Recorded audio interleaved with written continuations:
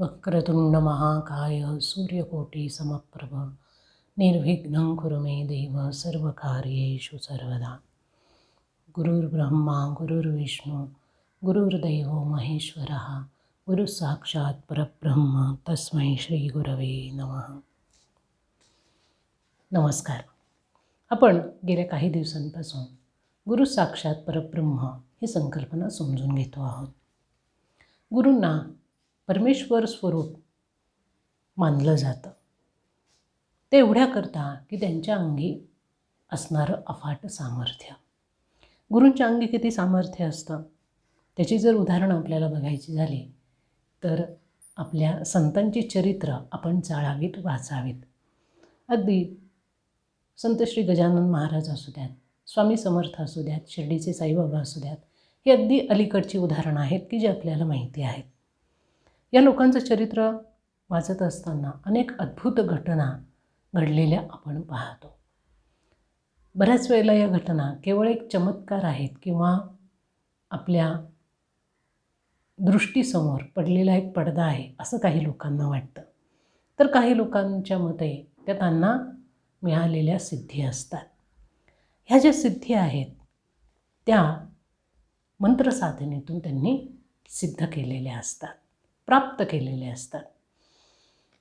कुठलीही महान व्यक्ती, संत असू द्यात, योगी असू द्यात, हंस असू द्यात, परमहंस असू द्यात, आध्यात्मिक क्षेत्रामध्ये जेवढ्या काही महान अशा व्यक्ती होऊन जातात त्यांच्यामध्ये जे सामर्थ्य असतं ते मंत्राने त्यांना प्राप्त झालेलं असतं. म्हणून आपल्याकडे मंत्राची साधना ही प्रत्येक संप्रदायामध्ये सांगितलेली आहे. कुठलाही संप्रदाय असू द्यात, अगदी मुस्लिम संप्रदायामध्ये देखील, बौद्ध संप्रदायामध्ये देखील, ख्रिश्चन संप्रदायामध्ये देखील आपल्याला मंत्र सापडतात आणि त्या मंत्राची ते लोक विशिष्ट पद्धतीने साधना करतात.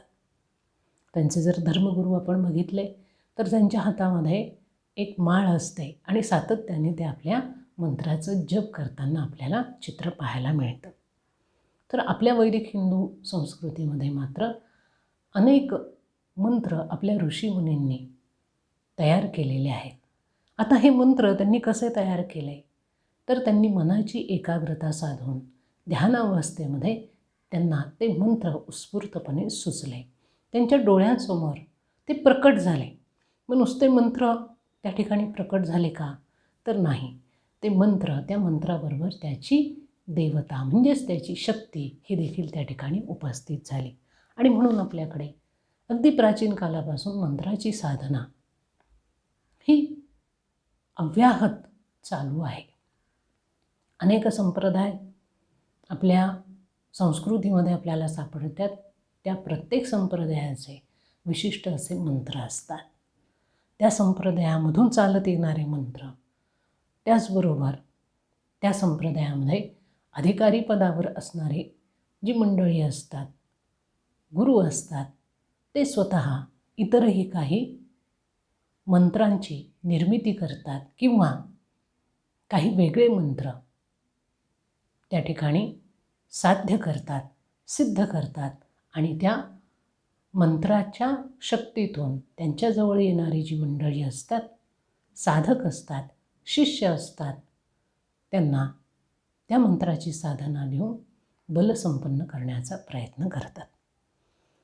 अगदी अलीकडचं उदाहरण घ्यायचं झालं तर संत श्री गोंदवलेकर महाराज की जे सातत्याने मंत्रसाधना किंवा नाममंत्र हे करत असायचे, अखंड नाममंत्र करायचे आणि त्यांचं आराध्य दैवत भगवान श्रीराम होते.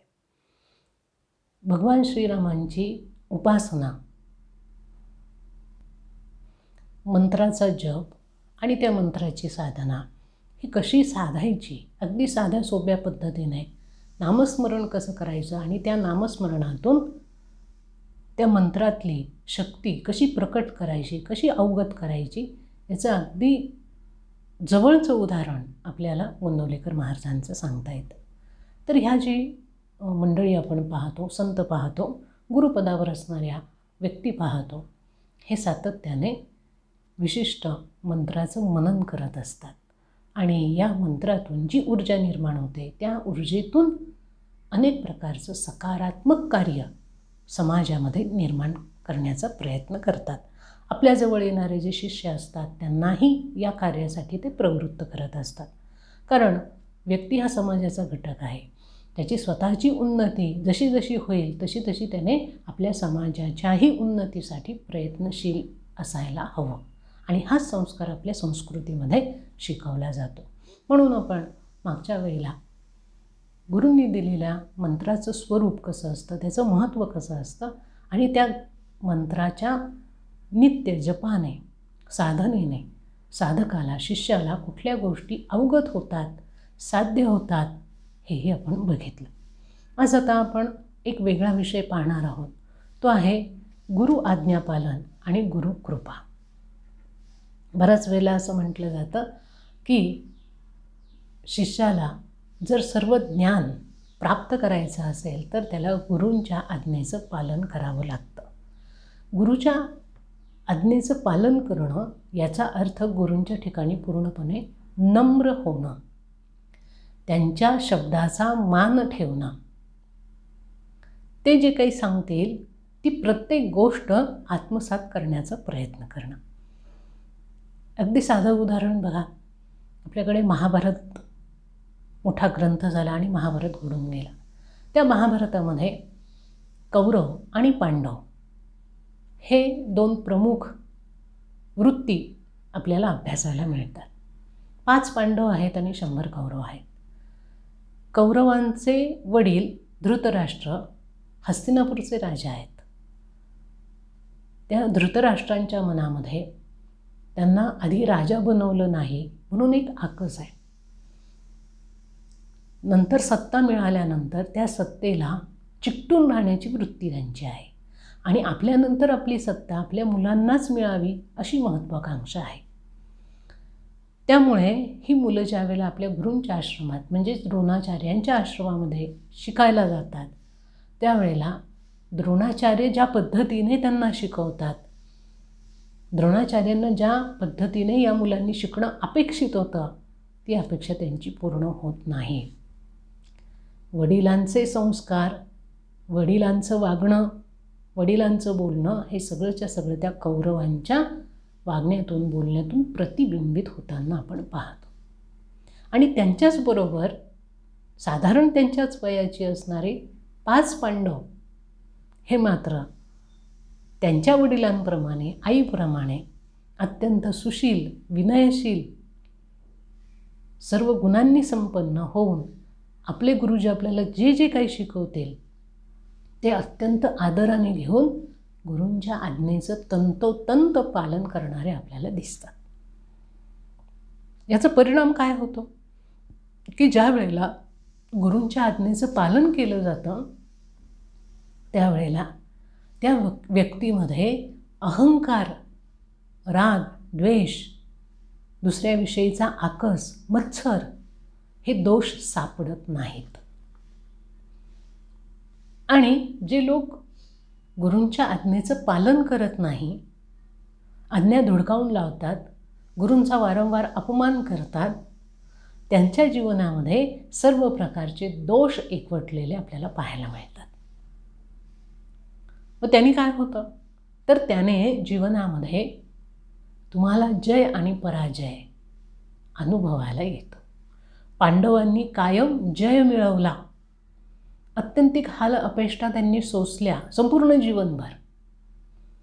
पण ज्या ज्या ठिकाणी ते गेले त्या त्या ठिकाणी त्यांना पूर्णपणे यश प्राप्त झालं. त्यांना अपयश कधी आलं नाही. धर्माने वागले, नीतीने वागले. आणि तेच कौरव प्रत्येक ठिकाणी रागाने, द्वेषाने, मत्सराने, क्रोधाने वागले आणि पूर्णपणे अपयश त्यांच्या पदरामध्ये पडलं. कायम त्यांनी स्वतःची तुलना पांडवांबरोबर केली, कायम पांडवांचा द्वेष केला, कायम केला. त्याचा परिणाम त्यांचं जीवन उद्ध्वस्त झालं. फक्त त्यांचंच झालं का? नाही, त्यांच्या पुढच्या सगळ्या पिढ्या गेल्या.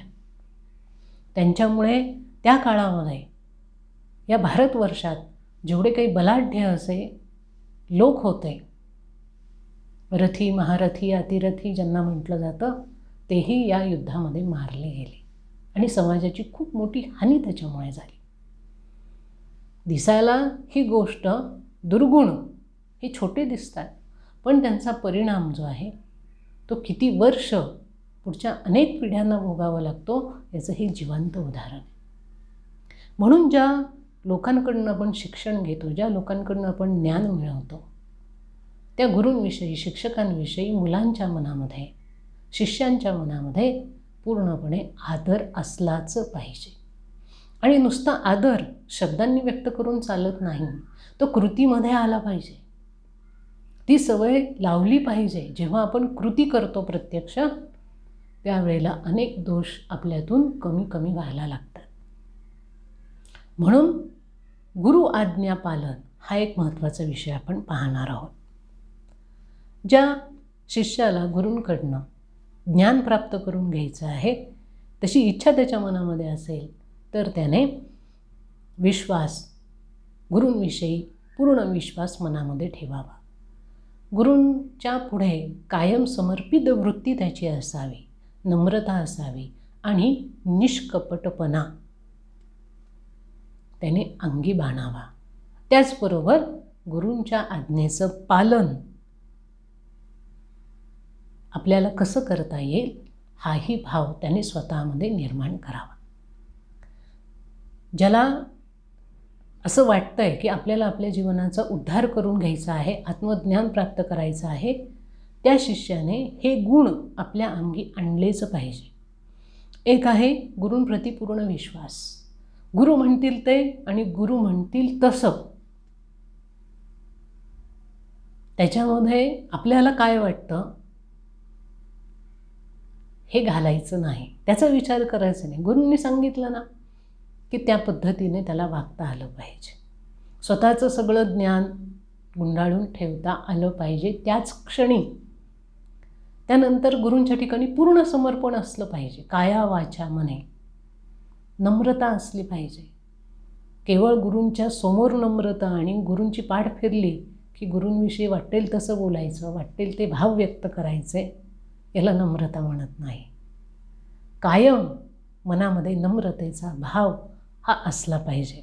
निष्कपटपणा, कुठलंही कपट गुरूंशी करता कामा नये. कपट याचा अर्थ काय की एक बोलायचं, एक करायचं. गुरूंच्या न कळत काही व्यवहार करायचे, गुरूंच्या न कळत काही गोष्टी करून टाकायच्या, गुरूंना अंधारात ठेवायचा, गुरु जे काही आपल्याशी वागतायत त्याचा आपण गैरफायदा घ्यायचा, गुरूंच्या नावावर अनेक गोष्टी खपवायच्या, ह्याला म्हणतात कपटीपणा. हा कपटीपणा शिष्याच्या अंगी असता कामा नये जर त्याला ज्ञान प्राप्त करायचं असेल तर. आणि सगळ्यात महत्त्वाचं म्हणजे गुरूंच्या आज्ञेचं पालन करण्याचा भाव त्याने स्वतःमध्ये विकसित करून घ्यायला हवा. हे जर गुण त्याच्यामध्ये असतील, आता हे जी वरती गुण आपण बघितले ते काही लोकांमध्ये जन्मताच असतात आणि हे गुण त्यांच्यामध्ये असल्यामुळे ते काही बाह्य आवरणाने झाकलेले असतात. पण गुरूंच्या सान्निध्यात आल्यानंतर, सहवासात आल्यानंतर, गुरूंच्या प्रेमळ वागण्याने आणि त्यांच्या सहज प्रेरणेने हे शिष्यामधले गुण हळूहळू प्रकट व्हायला लागतात. त्याच्याकरता फार काही कष्ट घ्यावे लागत नाही. सहजतेने ते गुण त्याच्यामध्ये व्यक्त होतात. पण काही लोकांना मात्र या आदर्शांचं पालन करणं अत्यंत कठीण वाटतं, कारण ते त्यांच्या स्वभावाच्या विपरीत असतात. पण अशा लोकांनी या गुणांच्या प्राप्तीकरता निरंतर प्रयत्न करायला हवा. आता काही लोक असतात की त्यांना असं समर्पण भावनेने, नम्रतेने किंवा विश्वासाने वागता येत नाही, किंवा गुरूंनी केलेली आज्ञा त्यांना सहन होत नाही. हे त्यांच्या स्वभावाच्या विरुद्ध असतं. पण जर आपल्याला ज्ञान प्राप्त करायचं आहे तर हे गुण त्याने हळूहळू आत्मसात करून घ्यावेत. त्याच्याकरता त्याने निरंतर प्रयत्न करायला हवा. त्यांनी जर असा प्रयत्न सुरू केला तर गुरु देखील निश्चितपणे त्याला सफलता मिळेपर्यंत सहकार्य करतात. बघा, गुरु हे प्रत्येक ठिकाणी आपल्याला सहाय्यभूत होतात. आपण एखादी चांगली क्रिया करण्याचा प्रयत्न केला आणि आपली शक्ती तिथे कमी पडत असेल तर गुरुजी त्या ठिकाणी लक्ष घालतात आणि आपल्याला सहजतेने हात देतात. त्या गुणांचा विकास आपल्यामध्ये करून घेतात. साधनेमध्ये आपण कुठे अडकला असू आणि गुरूंचं मार्गदर्शन आपण मिळवलं की तो अडकलेपणा आपला निघून जातो. आपली पुढची वाटचाल व्यवस्थित व्हायला लागते. म्हणून शिष्य ज्या पद्धतीने प्रयत्न करायला लागतो त्या प्रत्येक प्रयत्नामध्ये गुरुजी त्याला हात देऊन सफल केल्याशिवाय राहत नाही. पण काही लोकांना कठोर असे परिश्रम मात्र घ्यावे लागतात. कारण शिष्याने कायम हे लक्षात ठेवायला हवं की त्याने गुरूंची निवड त्यांची सेवा करण्याकरता केलेली आहे. गुरूंना शिष्याची आवश्यकता आहे. म्हणून गुरु आपल्याला शिष्य करत नाहीत. आपल्याला त्यांच्याकडनं ज्ञान प्राप्त करायचं असतं, आपल्याला त्यांची सेवा करायची असते. म्हणून आपण त्यांना गुरु करून घेतो. त्यांना शिष्याच्या सेवेची आवश्यकता नसते. त्यांचे ते सक्षम असतात सर्वांगाने. पण शिष्याच्या अंगी असणारे दोष कमी होण्याकरता म्हणून ही गुरुसेवा सांगितली जाते. म्हणून गुरूंची प्राप्ती शिष्य आपल्या आंतरिक विकासासाठी करत असतो. नाना प्रकारच्या बंधनांनी तो या संसारामध्ये बांधलेला असतो, याची जाणीव त्याला असते. आणि ती जाणीव कायम मनामध्ये ठेवून या सगळ्या बंधनातून आपल्याला मुक्त व्हायचं आहे. आपल्या अंतर्यामी असणारं जे माधुर्य तत्व आहे, परमानंद तत्व आहे, ते आपल्याला प्राप्त करायचं आहे. म्हणून गुरूंनी दिलेल्या निर्देशांचं पालन नीटपणाने त्याने करायचं असतं. हे त्यांनी लक्षात ठेवायचं असतं की मी माझ्यासाठी गुरु केले आहेत. गुरूंना माझी आवश्यकता नाही. मी जर गुरूंची सेवा केली नाही तर गुरूंचं काही अडणार आहे का? काही अडत नाही. जी व्यक्ती सर्व प्रकारच्या गोष्टी स्वतः पूर्ण क्षमतेने करू शकते, तिला इतरांच्या सहकार्याची आवश्यकता नसते. पण आपल्यावर कृपा करण्याकरता, आपल्यामध्ये असणाऱ्या दोषांची निवृत्ती करण्याकरता गुरु सेवा शिष्यांना सांगत असतात. ती त्यांची गरज नसते. गुरूंनी दिलेल्या सूचना योग्य आहेत की निरर्थक आहेत याचा विचार न करता केवळ त्यांच्या आज्ञेचं पालन करणे हा शिष्याचा स्वभाव व्हायला हवा. काही शिष्य असे असतात की त्यांना प्रत्येक ठिकाणी शंका असते की असंच का, तसंच का, हे केल्याने काय होणार आहे, ते केल्याने काय होणार आहे, नाही केलं तर काय होईल, आत्ता नाही केलं तर काय होईल, नंतर काय केलं तर काय होईल, असे नाना प्रकारचे प्रश्न गुरूंनी त्यांना एखादी गोष्ट करायला सांगितली की त्यांच्या मनामध्ये उपस्थित होतात. गुरु काही सगळ्या प्रश्नांची उत्तरं द्यायला बांधील नसतात आणि ते उत्तरं देतही नाही. ते कार्य सांगतात आणि पाहतात की हा शिष्य आपल्यावर किती विश्वास ठेवतो आहे. त्याने जर पूर्ण विश्वास ठेवला तर तो प्रश्न उपस्थित करत नाही, उठून लगेच कार्याला सुरुवात करतो. पण ज्याला कार्य करण्याचा कंटाळा आहे, ज्याला सगळ्या गोष्टी आयत्या हव्या आहेत, तो मात्र अनेक खुसपटं त्याच्यामध्ये काढतो आणि कार्यापासून लांब राहतो, कार्यापासून दूर जातो. एवढंच नाही तर काही लोक उलटं गुरूंनाच नावं ठेवतात की हे कार्य तुम्ही कशासाठी उभं केलं आहे, हे कार्य करण्याची तुम्हाला काय आवश्यकता आहे.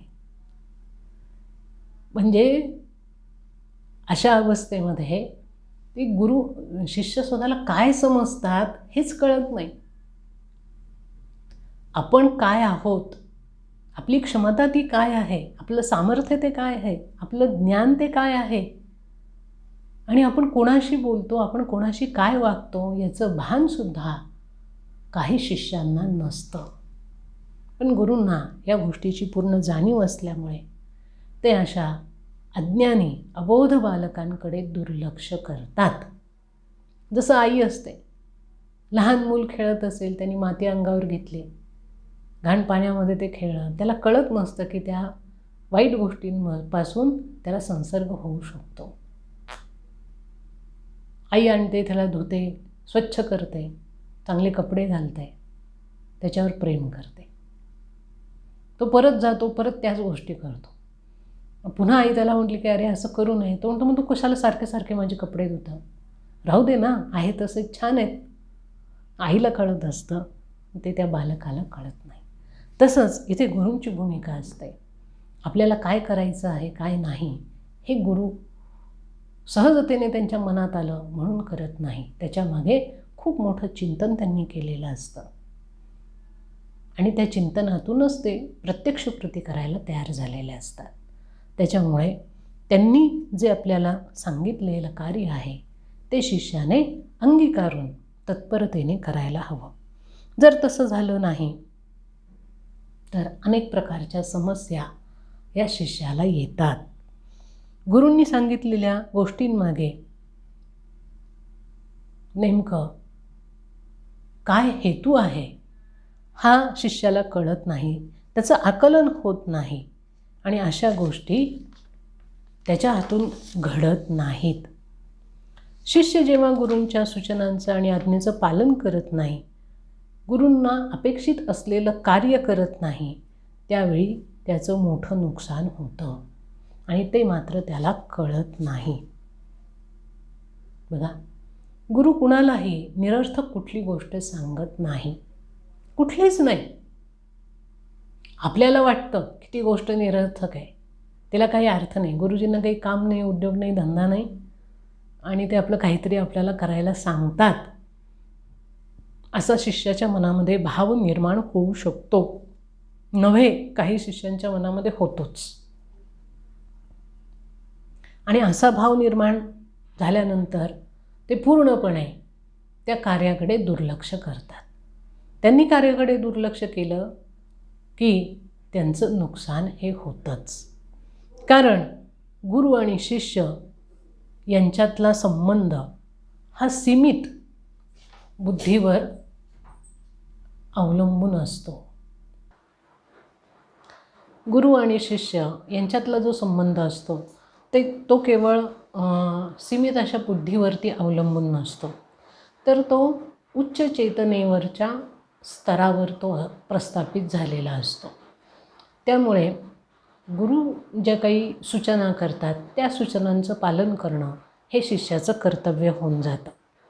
पण ज्याची ही चेतनाच नाहीशी झालेली असते, ज्याला उच्च चेतना काय आहे आणि त्या उच्च चेतनेपर्यंत जाण्याची इच्छा नसते किंवा तिथपर्यंत तो जाऊन पोहोचत नाही, त्याची चेतना नाहीशी होते आणि मग त्याला प्रत्येक कार्य हे व्यर्थ वाटायला लागतं.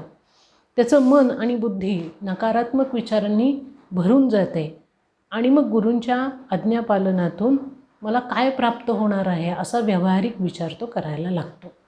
आता या ठिकाणी गुरूंच्या आज्ञेचं पालन हे निस्वार्थी बुद्धीने करणं अपेक्षित असतं. निस्वार्थी म्हणजे मला याच्यातनं काहीही नको, गुरु जे म्हणतील ते आणि गुरूंची जशी इच्छा असेल ती पूर्ण करण्याकरता माझ्याकडून मला जे काही काम करता येईल ते मी जास्तीत जास्त करण्याचा प्रयत्न करेल, हा भाव विकसित होणं अपेक्षित असतं. मी गुरूंचं अमुक एक कार्य केलं तर मला त्याच्यातनं काय फायदा होणार आहे, होईल की नाही, उगीच मी माझा वेळ आणि शक्ती या कार्यामध्ये वाया का घालवायची, असा व्यावहारिक विचार या क्षेत्रामध्ये करून चालत नाही.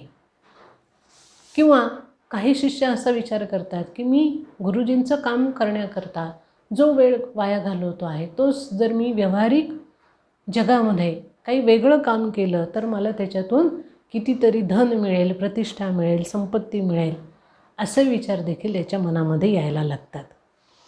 काही वेळेला शिष्य स्वतः गुरूंनी सांगितलेल्या गोष्टींची अवहेलना करण्याकरता करतात आणि मला ही गोष्ट जमणार नाही, माझी इच्छा नाही, असंही गुरुजींना स्पष्टपणे सांगून टाकतात.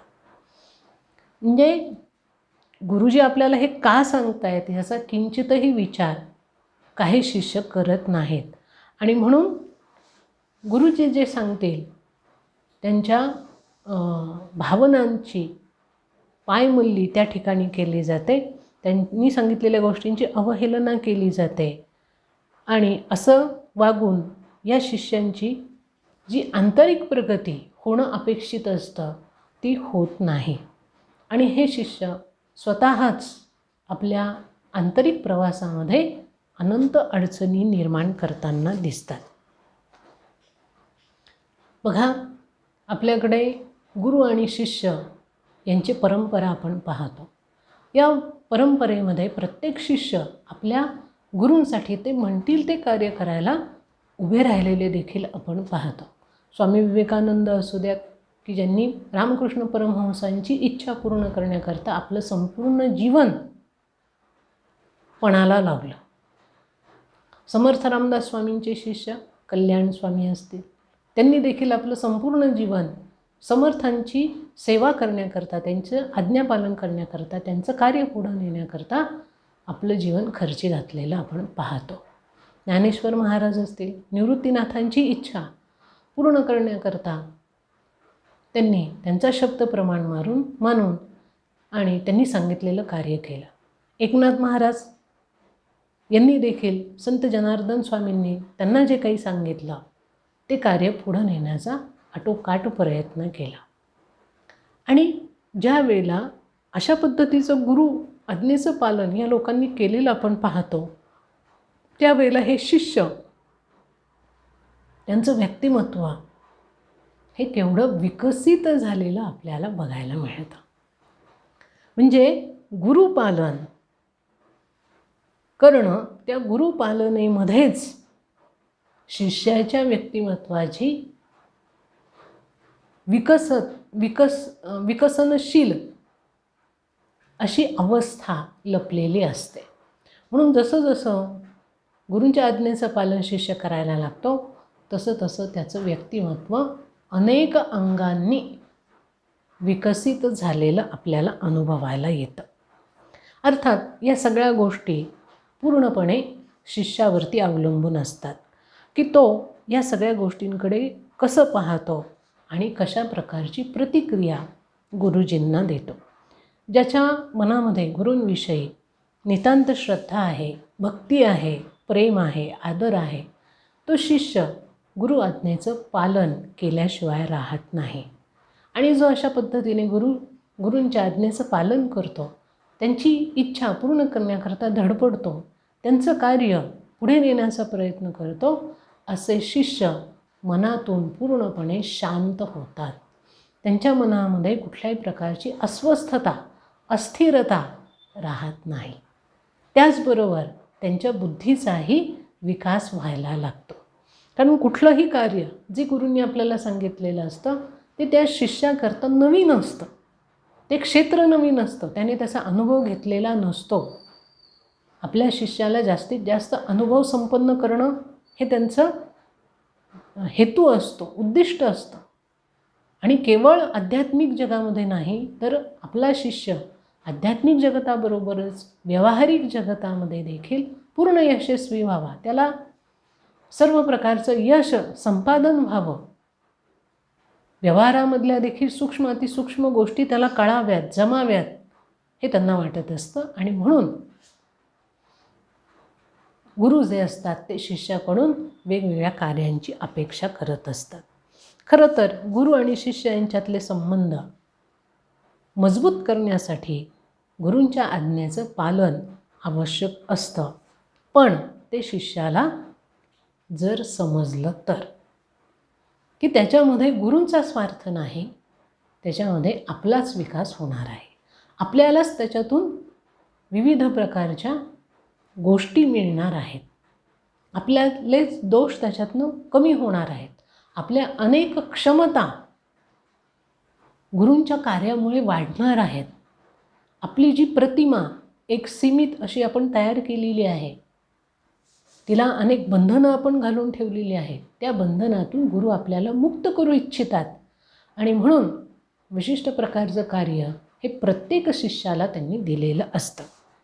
एक गोष्ट शिष्यांनी कायम लक्षात घ्यावी ती म्हणजे आपले गुरु आपल्याला ज्या वेळेला काम सांगतात त्यावेळेला त्यांना उद्योग नाही किंवा ते विक्षिप्त आहेत किंवा त्यांना काही कळत नाही असा भाव त्यांनी ठेवू नये. त्यांनी आपल्या शिष्याच्या मर्यादांचं चांगलं चिंतन केलेलं असतं. आपला शिष्य कसा आहे, काय आहे, तो कुठलं काम कशा पद्धतीने करू शकतो याचा अंदाज त्यांना आलेला असतो आणि म्हणून ते जर एखादी सूचना करत असतील, आज्ञा देत असतील तर त्यामागे त्यांनी व्यवस्थित विचार केलेला असतो. जर ते आपल्या शिष्याकडून काही काम करून घेण्याकरता विशेष आग्रह करीत असतील आणि जर शिष्याला ते पटत नसेल तर त्यावेळेला समजावं की शिष्य आपल्या व्यक्तिमत्त्वाच्या विकासामध्ये स्वतःच वेगवेगळे अडथळे अवरोध निर्माण करतो आहे. गुरूंचं ज्ञान हे परिपूर्ण असतं. त्यामुळे आपल्या शिष्यातल्या उणीवा दूर करण्याकरता ते विशिष्ट पद्धतीचं कार्य त्याच्याकडनं करून घेऊ इच्छितात. पण त्याला जर शिष्याने नकार दिला तर त्याच्या व्यक्तिमत्त्वामध्ये अपेक्षित असणारा बदल होत नाही आणि त्याचा विकास त्याच ठिकाणी थांबतो. गुरुजी एकदा काम सांगतील, दोनदा काम सांगतील. जर शिष्याने त्यांना निराश केलं तर गुरुजी त्या ठिकाणी थांबतात. पुन्हा ते शिष्याच्या नादी लागत नाही. तुला पाहिजे त्या पद्धतीने तुझा तू विकास कर अशी काहीशी भूमिका मग त्यांची तयार होते. त्यामुळे गुरूंनी दिलेल्या आज्ञेचं पालन करायचं की नाही, कशा पद्धतीने करायचं, त्याच्यातनं आपल्याला काय प्राप्त होतं याचाही नीट विचार शिष्याने करायला हवा. आज या ठिकाणी आपण थांबूया. उद्या याचाच पुढचा भाग आपण पाहूया. श्री गुरुदेवाय नमः.